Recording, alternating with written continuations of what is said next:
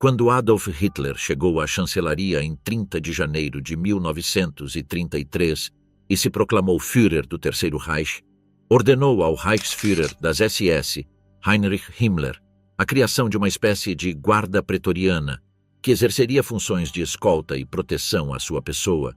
Com a tarefa confiada ao Gruppenführer Sepp Dietrich, foram selecionados 120 voluntários do Stoßtrupp Adolf Hitler, os quais receberam um treinamento militar especial antes de se agruparem na SS Stabswache. Sepp Dietrich era um antigo membro de uma organização radical de direita chamada Stahlhelm. Após passar pelas SA e prestar serviço na sede de Munique, Dietrich renunciou às SA e ingressou no Partido Nacional Socialista em 1923, o qual foi proibido na Alemanha após a tentativa fracassada de tomar o controle do governo da Baviera, conhecido como o Putsch. Nos 3 anos seguintes, Dietrich esteve basicamente desempregado, desempenhando pequenos trabalhos ocasionais em Munique. Em 1928, quando o Partido Nacional Socialista se reagrupou e novamente começou a ganhar poder na Alemanha, Dietrich ingressou novamente e foi designado para as já ascendentes SS. Ele se juntou à SS em 1º de agosto de 1928 e foi designado como SS-Führer na sede nacional do partido em Munique. A Stabswache alojou seu pessoal no quartel Alexander, na rua Friedrichstraße, em Berlim, muito perto da chancelaria do Reich, onde a partir de maio de 1933 ampliou sua equipe com 3 novas companhias que foram agrupadas no Sonderkommando Zossen. Estas unidades, que foram previamente treinadas por comissários da Gendarmeria e oficiais do Exército da República de Weimar, dedicaram-se a abortar missões antiterroristas e a dissolver eventuais manifestações de grupos revolucionários de esquerda. Graças às inúmeras solicitações de inscrição, em junho de 1933, foram recrutadas 3 novas companhias que integraram o Sonderkommando Jüterbog, sendo essa formação fundida ao Sonderkommando Zossen, em setembro, durante uma celebração do Congresso do Partido Nacional Socialista dos Trabalhadores Alemães, que terminou com a criação do estandarte Adolf Hitler. Esta nova guarda foi apresentada ao público em 9 de novembro de 1933, numa cerimônia em frente ao templo Feldherrnhalle de Munique, através de um juramento de fidelidade ao Führer. Eu te juro, Adolf Hitler, Führer e chanceler do Reich, fidelidade e valor. Prometo obediência a ti e AOS superiores por ti designados. Que Deus me ajude. Essa divisão foi definitivamente rebatizada com o nome de Leibstandarte SS Adolf Hitler. No final de 1933, a Leibstandarte foi alojada no quartel de Berlim-Lichterfelde, com um efetivo de 986 soldados alemães e austríacos, os quais foram aumentados em 1935 para um total de 2.551 efetivos. Entre suas funções estava a de proteger a chancelaria do Reich por meio de patrulhas móveis ou fixas em turnos de 24 horas por dia, ou escoltar o Führer em comícios e reuniões públicas. Ao mesmo tempo, também desempenhavam algumas tarefas secundárias, como vigiar o quartel-general da Gestapo, e até mesmo alguns membros foram escolhidos como ajudantes do próprio Hitler em serviços de criados, motoristas ou garçons. Enquanto a Leibstandarte se estabelecia em Berlim, simultaneamente outras unidades similares foram proliferando na Alemanha de forma independente da Allgemeine SS. Batizadas de Verfügungstruppe, essas forças de choque eram compostas por tropas político-paramilitares que seguiam um rigoroso treinamento focado de forma muito exclusiva em esporte e atletismo. Em junho de 1934, durante a chamada Noite das Facas Longas, a Leibstandarte realizou tarefas de eliminação de membros indesejados, como Ernst Röhm, que havia caído em desgraça perante Hitler por sua aberta hostilidade em relação a ele, criando conflitos com a Reichswehr. Sepp Dietrich e Theodor Eicke foram os executores de Röhm. Outros membros das SA e subversivos das SAS também foram eliminados.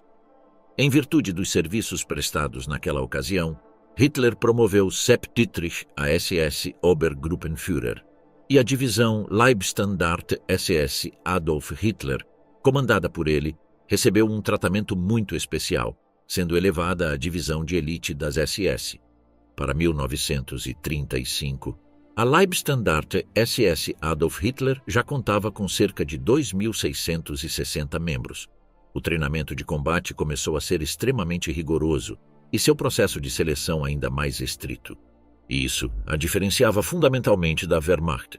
Além disso, Himmler tentava separar e dar autonomia às SS em relação à Wehrmacht, que não via com bons olhos a formação de tropas de combate paralelas. Por outro lado, Joseph Dietrich conseguiu, além de Hitler, a autonomia necessária da própria organização SS, passando por cima do próprio Himmler. A Leibstandarte era financiada diretamente com fundos estatais e não do partido, ao contrário das demais SS. À Leibstandarte foram fornecidos os melhores instrutores, armas de fogo, artilharia e treinamento. Dietrich, em seu esforço para tornar essa unidade especial autônoma, gerou rivalidades com as outras divisões SS. No entanto, os conflitos gerados não dividiram a Leibstandarte do restante da organização. O que impedia a total independência era o fornecimento logístico. As SS dependiam logisticamente da Wehrmacht. Hitler, para evitar conflitos com a Wehrmacht, as colocou sob a administração do próprio exército como divisões de apoio, mas por outro lado também desejava a completa autonomia de suas tropas de elite. Para treinamento e doutrinação, foi implementada em Bad Tölz uma academia de guerra, graças às iniciativas de Paul Hauser. O quartel oficial da Leibstandarte SS Adolf Hitler foi instalado em Lichterfelde, próximo a Berlim. Hauser, apesar da oposição de Dietrich, serviu como elo entre as SS e a Wehrmacht, amenizando em parte os obstáculos. Nos anos seguintes, Hauser exerceu a inspeção das escolas e das recém-criadas Waffen-SS. Logo foi conhecido por seus alunos e camaradas de armas como um brilhante líder, afável, equânime, bem disposto a tudo, mas enérgico, ganhando o apelido de Papai Hauser, título que conservaria até sua morte. Na seleção de indivíduos para a Leibstandarte, eram exigidos uma série de requisitos que nem todos podiam satisfazer. Esses requisitos, estabelecidos por Himmler, eram ter seu certificado de arianismo devidamente rubricado pela assinatura de Himmler, ter uma estatura mínima de 1,78 m, se fosse 2 centímetros menor, poderiam acessar a Totenkopfverband, uma subunidade SS, aptidões físicas e intelectuais superiores à média, aparência física de acordo com os cânones de Walter Darré. Em geral, o soldado da Leibstandarte SS era considerado superior ao soldado da Wehrmacht, tanto em aptidões físicas quanto em capacidade militar. Todo recruta permanecia no estado de novato até passar nos cursos de doutrinação ideológica, de infantaria e blindados, todos ministrados em escolas SS.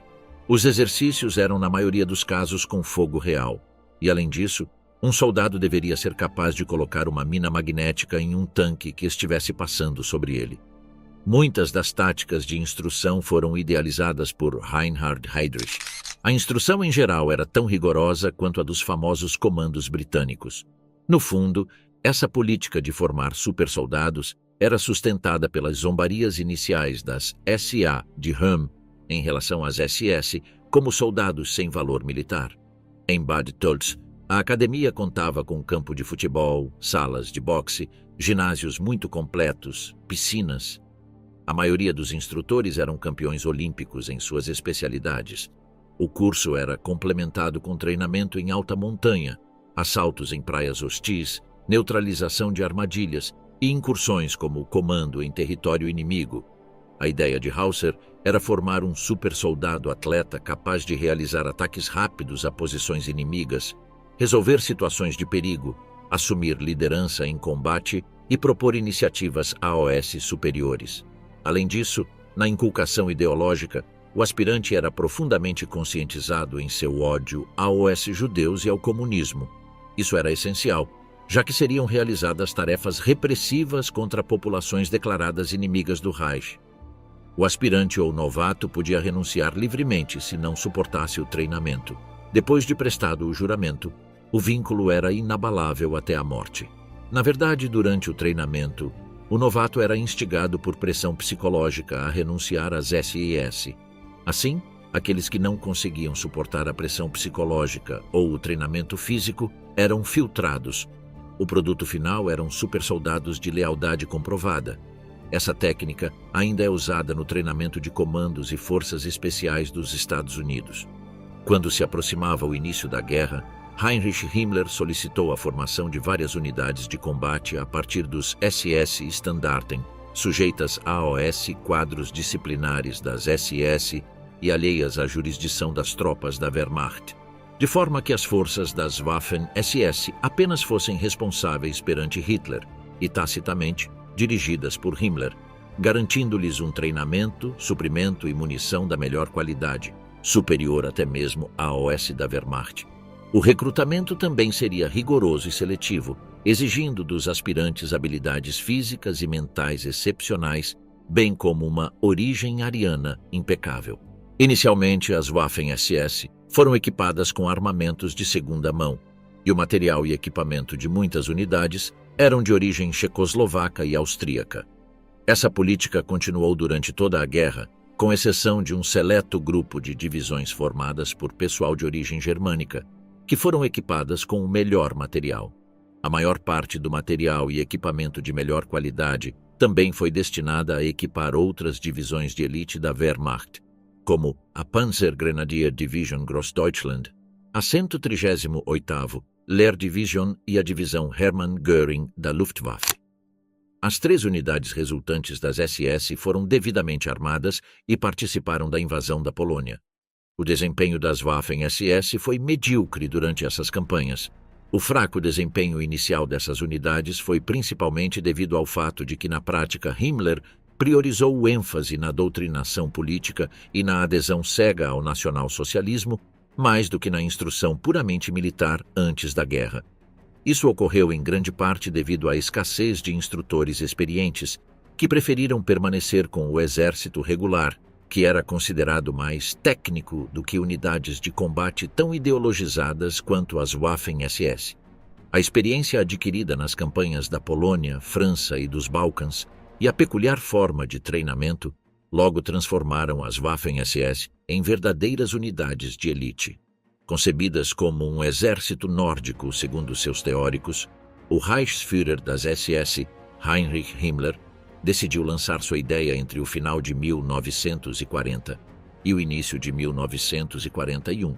Foi assim que nasceu o projeto das Legiões Nórdicas, compostas por voluntários estrangeiros de raça nórdica ou escandinava, provenientes das Noruegas ocupadas, Dinamarca, Holanda e parte de Flandres na Bélgica, e até mesmo da Suíça e Suécia neutras ou da Finlândia beligerante. Entre as unidades mais famosas estavam a Legião Norueguesa Norwegen, composta por voluntários noruegueses, o corpo dinamarquês Freikorps Danmark, por dinamarqueses, a Legião Holandesa Niederlande, por holandeses, a Legião Flamenga Flandern, por belgas flamengos, e a terceira Companhia SS de Granadeiros Suecos, por suecos, que acabaram se fundindo na 11ª Divisão SS de Granadeiros Nordland.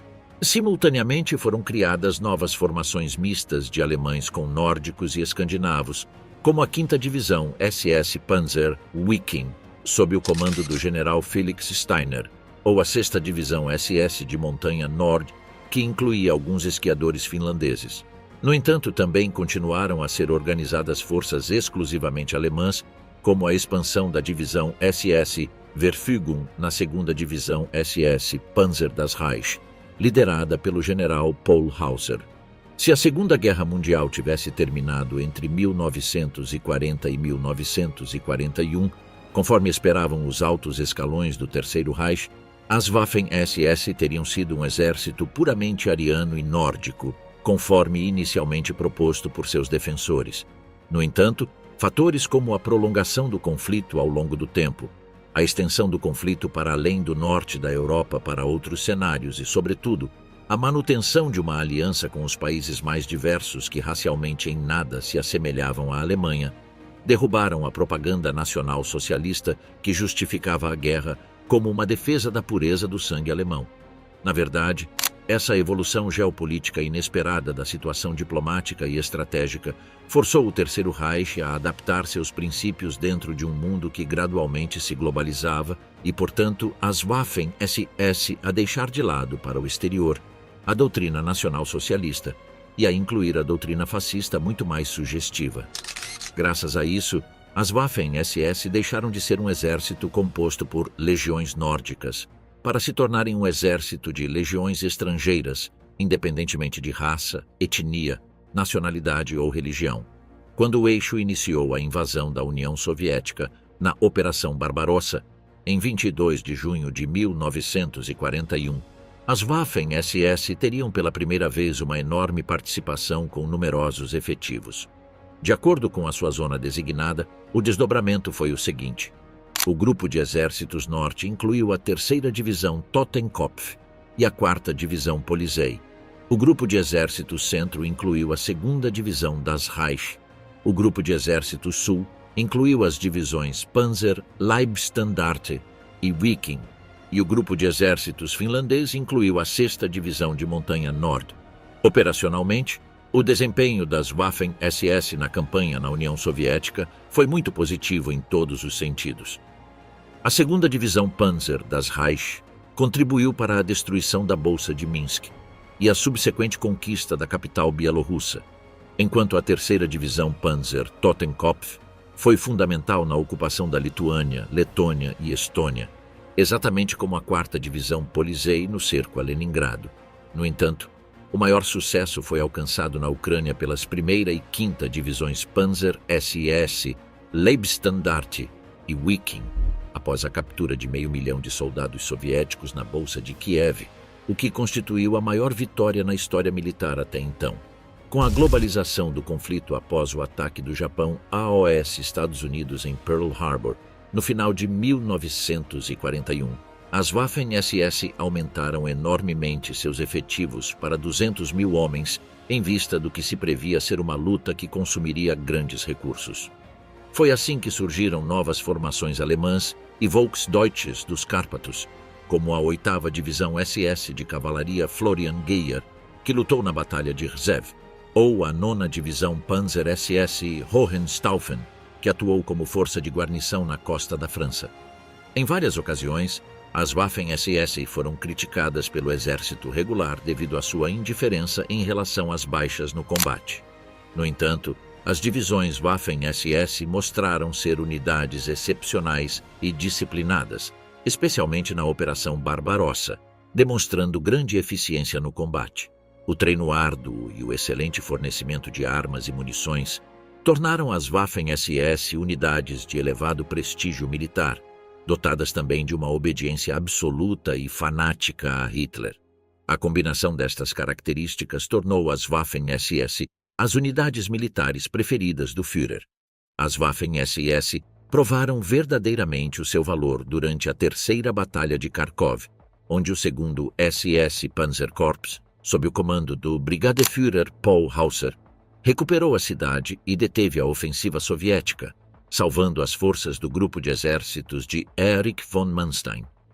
Após a derrota do eixo na Batalha de Stalingrado, que alterou o curso da Segunda Guerra Mundial em favor dos aliados, as Waffen-SS agruparam as divisões Leibstandarte das Reich, Totenkopf e Viking no SS Panzerkorps, ao qual dotaram dos novos modelos de tanques Panther e Tiger.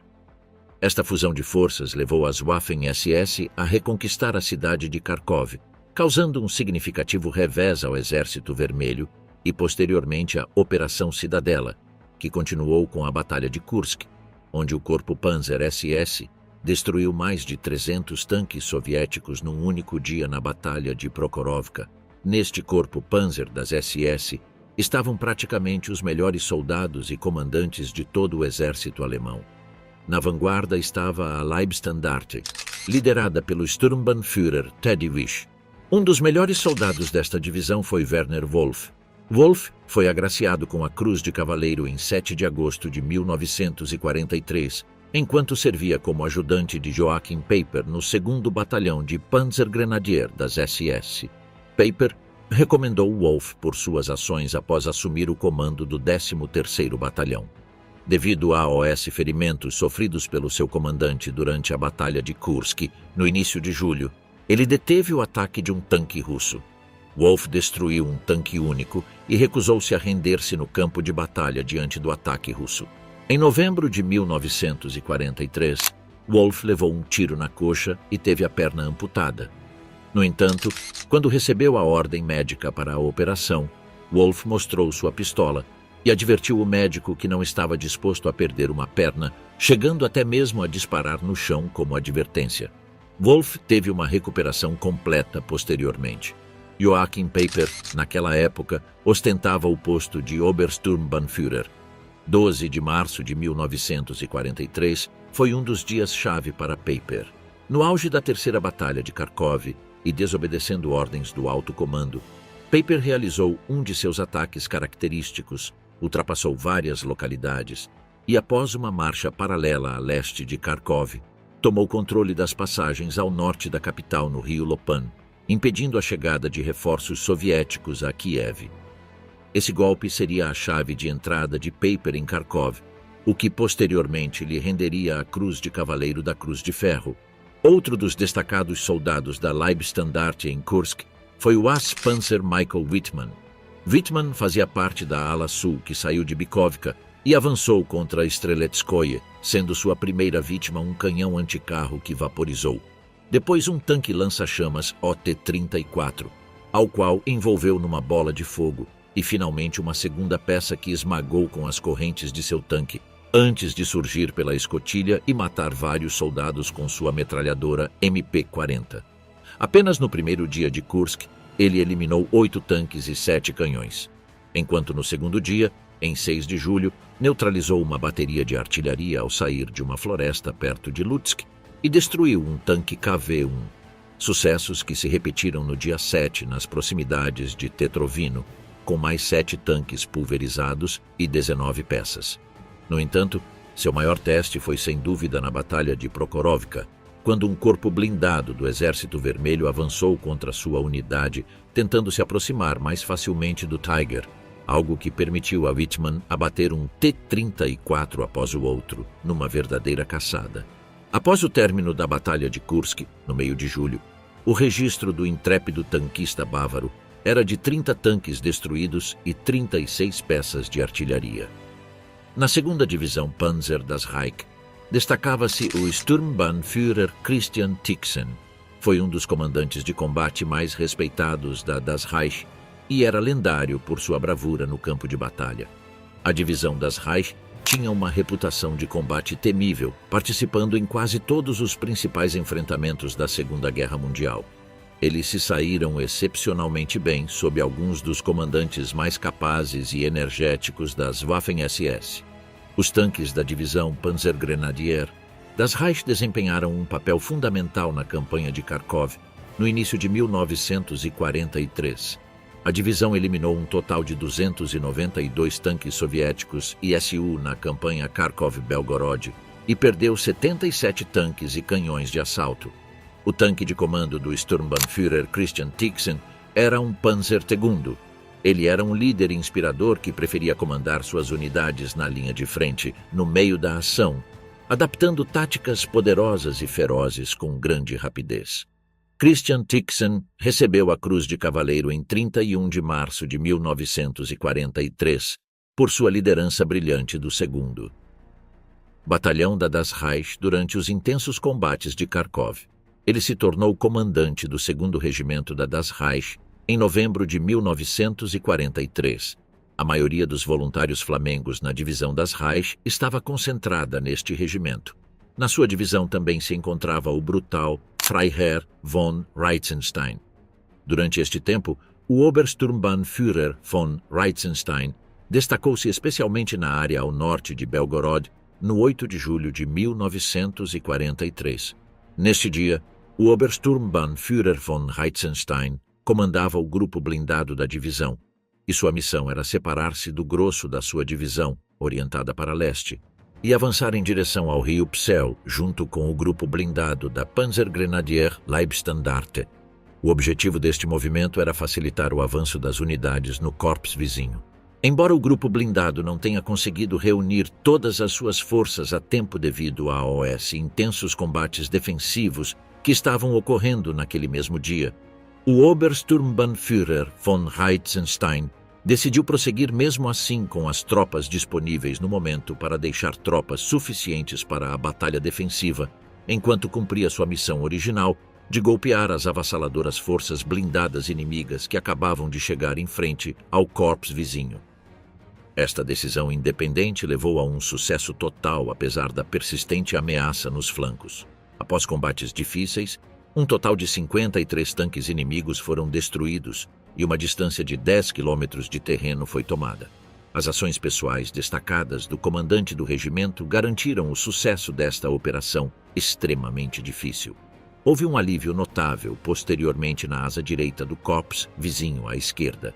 Uma possível expansão deste sucesso e uma operação conjunta com o grupo blindado da Leibstandarte, que avançava de sul para norte 10 quilômetros mais a oeste, foi anulada, pois o grupo foi chamado de volta para a área principal da divisão para ajudar em sua precária batalha defensiva.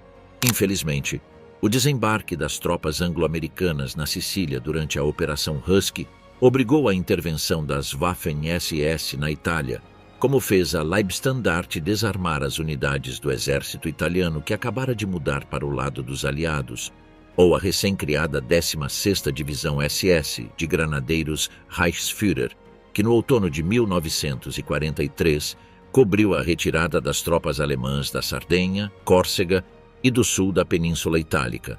Simultaneamente na União Soviética, o Corpo Panzer das SS e a nova 12ª Divisão SS Panzer Hitlerjugend, composta por adolescentes das juventudes hitlerianas, continuaram lutando primeiro na cabeça de ponte do rio Kuban, depois na bacia do Donets e depois nas margens do rio Dnieper, causando pesadas baixas AOS russos, como por exemplo em Jitomir.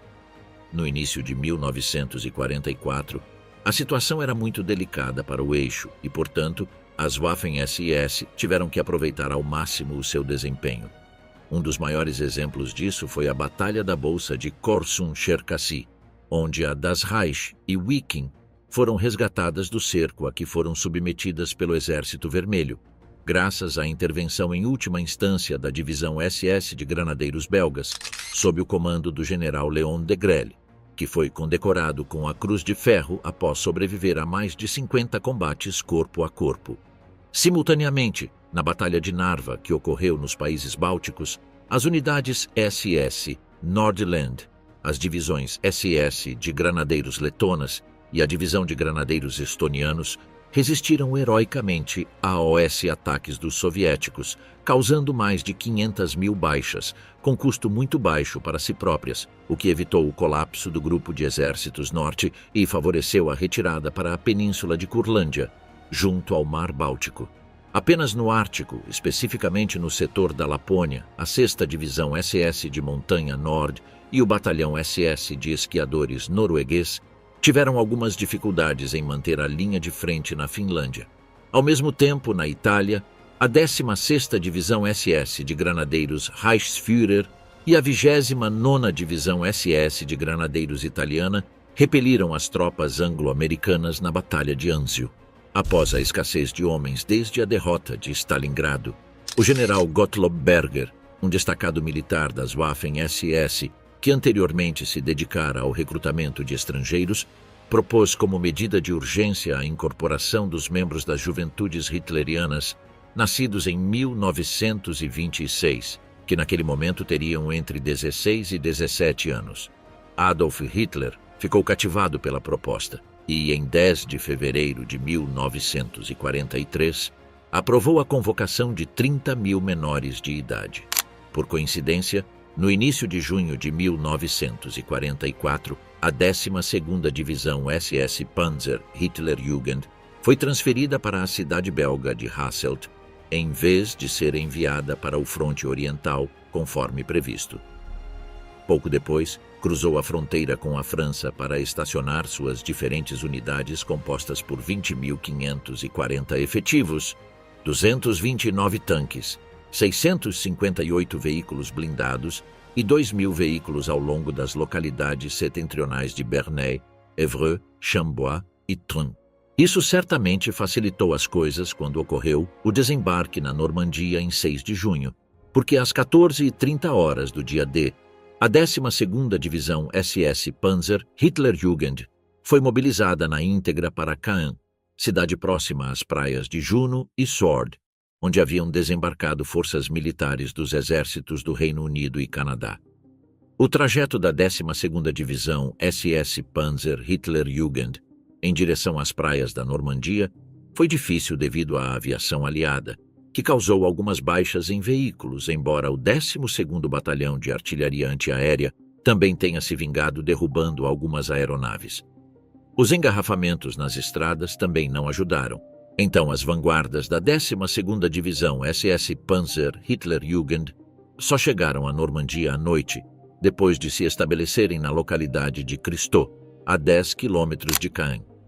Às 10h do 7 de junho, a 12ª Divisão Panzer Hitlerjugend desdobrou-se entre Christaux e Caen, com 50 tanques Panzer IV e Panther, estabelecendo seu quartel-general no topo da torre da Abadia de Ardennes. De forma inesperada, essas forças surpreenderam o 27º Regimento Blindado Canadense, do qual expulsaram de suas posições na área após reconquistar as localidades alemãs de Auty, Franqueville e Puteaux-en-Bessin, antes de serem detidos perto de Buron por canhões antitanque inimigos. Durante esse assalto, os canadenses perderam 28 tanques e os alemães apenas 5 Panzer IV. Uma das maiores façanhas da 12ª Divisão SS Panzer Hitlerjugend durante a Batalha de Caen foi o ato heróico protagonizado pelo voluntário Émile Dur, de 24 anos, no dia 26 de junho de 1944, na localidade de Saint-Manvieu. Tudo aconteceu quando um tanque lança-chamas Churchill Crocodile ameaçou sua posição, o que instintivamente fez com que Dur pegasse um Panzerfaust e disparasse um projétil que ricocheteou em sua estrutura pouco antes de uma bala atingir seu peito. Suportando a dor, ele retornou às suas linhas, pegou outro Panzerfaust e disparou contra o tanque, imobilizando-o ao destruir suas esteiras, embora uma rajada de metralhadora o ferisse pela segunda vez. Quase desfalecendo, Dur pegou uma mina magnética, colocou-a no tanque e se afastou, tendo a má sorte de o artefato cair no chão no último momento. No entanto, Dur não se intimidou, voltou ao tanque, colocou novamente a mina sobre o blindado e se afastou, sendo ferido pelas pernas pela terceira vez. Felizmente, desta vez a carga explodiu e o tanque Churchill Crocodile foi destruído. No mesmo dia, Émile Dur morreu desangrado por seus ferimentos, o que lhe rendeu postumamente a Cruz de Cavaleiro da Cruz de Ferro. Com o início da Operação Bagration, que o Exército Vermelho desencadeou contra a Bielorrússia sob a forma de uma ofensiva gigantesca em junho de 1944, as Waffen-SS sofreram grandes perdas de efetivos na retirada para a Polônia. Também no frente ocidental, as coisas não foram melhores para as Waffen-SS, porque após o desembarque dos aliados na Provença durante a Operação Dragoon, recuaram para a Alsácia e Lorena, sofrendo graves baixas. Felizmente, as coisas mudaram a partir do outono de 1944 na Operação Market Garden sobre os Países Baixos, porque as divisões SS, Panzer, Hohenstaufen e Frundsberg emboscaram e aniquilaram completamente os paraquedistas britânicos, americanos e poloneses livres nas zonas de lançamento de Arnhem, Nijmegen e Eindhoven. No entanto, a ação mais espetacular ocorreu durante a Batalha do Bulge, entre o final de 1944 e o início de 1945, quando as principais divisões Panzer da SS irromperam nas florestas da Bélgica e Luxemburgo, rompendo temporariamente a linha inimiga com os novos tanques King Tiger na vanguarda, conseguindo capturar mais de 13.000 prisioneiros norte-americanos e destruir centenas de tanques inimigos, além de avançar 100 quilômetros em direção a Le Gleiser, como fez o Kampfgruppe SS Peiper, liderado pelo comandante Joachim Peiper, que seria condecorado pela incrível proeza. Surpreendentemente, após o fracasso na Hungria, Hitler censurou duramente as Waffen-SS, ameaçando dissolvê-las e adicioná-las a outras unidades. ordenando também a retirada de títulos honoríficos. A ordem desagradou e não foi cumprida pelo comandante do 6º Exército Panzer das SS, o Oberstgruppenführer Joseph Sepp Dietrich, criticando, pelo contrário, a insistência de Hitler em lançar as já diminuídas Waffen-SS em operações quase suicidas. Durante os meses finais da guerra, Hitler lançou novas críticas contra as Waffen-SS, formadas agora por numerosos recrutas improvisados após terem perdido a maior parte de seus melhores efetivos. As atrocidades cometidas pelas Waffen-SS no fronte oriental causaram um feroz espírito de revanche nas forças soviéticas, e por isso os líderes das divisões das SS ordenaram que fugissem com seus homens o mais rápido possível para o oeste, onde em maio de 1945, os sobreviventes que conseguiram escapar se renderam quase completamente às forças americanas. Como os corpos das Waffen-SS eram de batalha em campo aberto, várias de suas divisões foram consideradas de elite.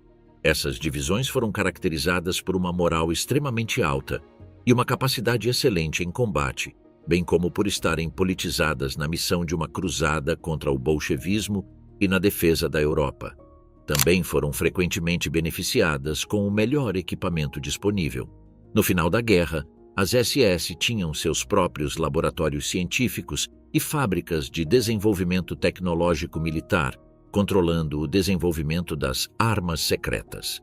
Trágico foi o destino dos combatentes das Waffen-SS no final da Segunda Guerra Mundial, em 1945. Todos aqueles voluntários capturados pelo Exército Vermelho, como russos brancos, letões, húngaros, romenos, finlandeses, etc., foram imediatamente mortos ou deportados para os gulags da Sibéria, enquanto aqueles cidadãos com nacionalidade soviética capturados pelos aliados, como cossacos, georgianos, armênios, azeres, norte-caucasianos, turcomanos ou tártaros, foram forçosamente extraditados para a União Soviética na chamada Operação Kill Hall, que havia sido previamente acordada na Conferência de Yalta. Então suas vítimas sofreram o mesmo calvário.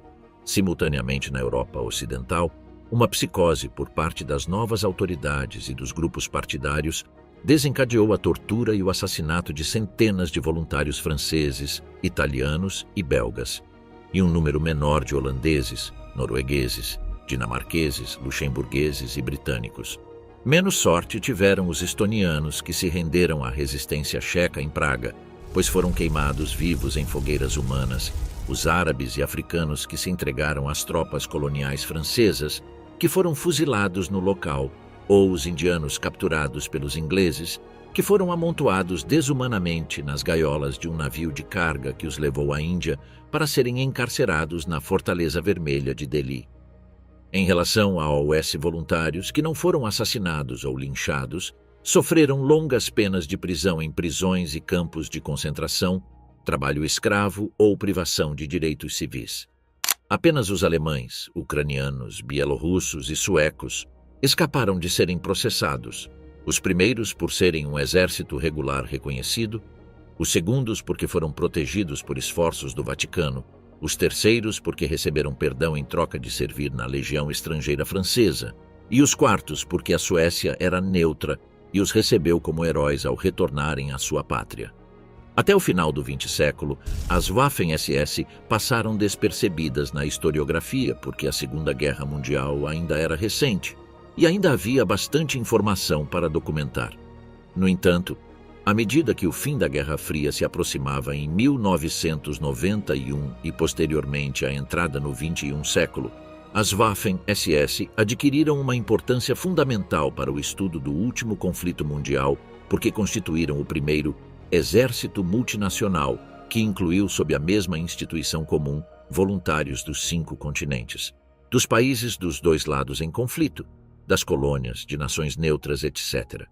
Este fenômeno único que, além de se tornar realidade, algo já difícil por si só, também se tornaria popular porque a qualidade multicultural dos seus combatentes foi muito superior ao resto dos contendores, tanto amigos como inimigos, protagonizou feitos bélicos espetaculares e, às vezes, impossíveis. Diante de tais fatos, a existência das Waffen-SS Foi um acontecimento imprescindível para a compreensão do conflito entre 1939 e 1945 e um dos episódios mais interessantes da história universal.